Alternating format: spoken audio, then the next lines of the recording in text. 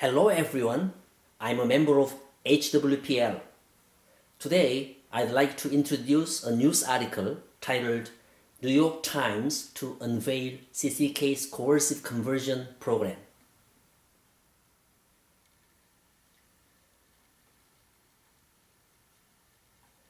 During November and December this year, New York Times and other leading press reported with the headlines Ban Coercive Conversion and shared the events of Gu Ji-in, a young woman who passed away while being forced to go through the process. Gu Ji-in, a precious bright soul that was taken from us too soon, was the victim of an anti-democratic religious coalition formed by coercive conversion education pastors and the target of a witch hunt. Who will console the pain that 150 victims of coercive conversion in Korea have experienced? How can they be compensated? What about Jean's life? What could repay that loss to her friends and family?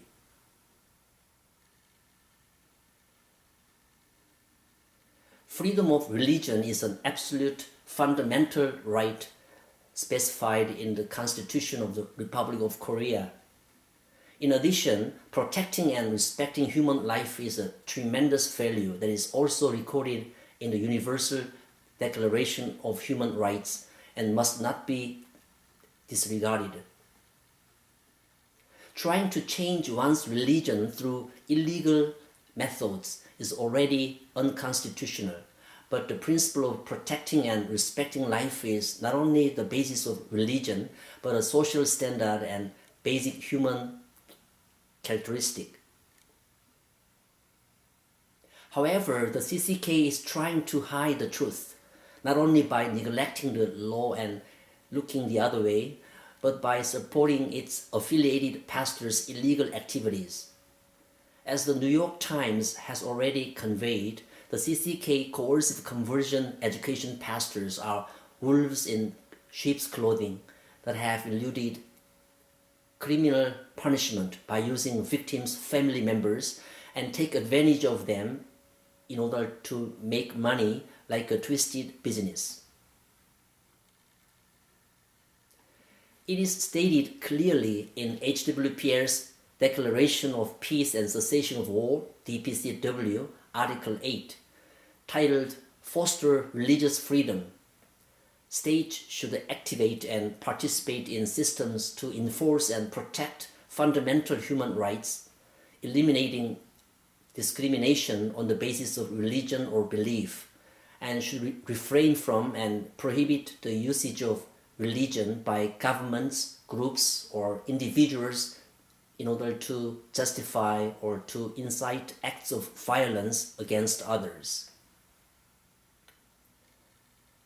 Furthermore, HWPL has already vehemently protested against the CCK, which has abandoned its function as a religious organization and its affiliated pastors for conducting anti-nation, anti-society, and anti-peace acts that violate human rights.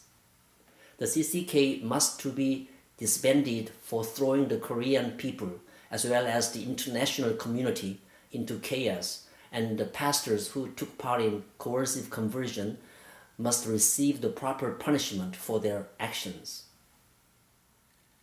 We have to take part in revealing the truth with clear judgment, more so than anyone else. Truth always prevails.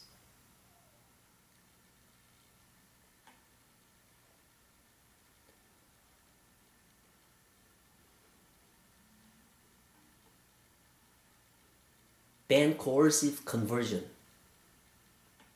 A woman is kidnapped by her relatives. Against her will, she is forced to attend a program designed by pastors of the CCK trained to change her religious views. The first time, she escapes and springs into action, rallying against coercive conversion. The second time, she suffocates to death. Her name is Jin-gu. She is not the only victim.